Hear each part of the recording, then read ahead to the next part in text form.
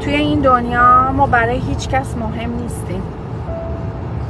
یعنی فکر میکنین که خیلی موجود مهمی هستیم و خیلی آدما نگرانمونن و خیلی قراره خیلی کارا برامون بکنن. هیچ کس هیچ کاری برامون نمیکنه، فقط خودتی. اگه ترس اینا داری که از خانواده بیان بیرون، از اجتماع هم بیان بیرون، یه سری چیزا تابوه و ممکنه که مثلا به هم یه انگی رو بچسبونن که بگن که تو اینطوری، نهایتش 3-4 روزه یادشون میره. به تمام اون آدمایی که زنگ میزنیم و حالشون رو میپرسیم یه 3 روز زنگ نزنیم، ببین پیگیر حالت هستن، حالتون میپرسن، مرده ای زنده ای چیکار داری میکنی.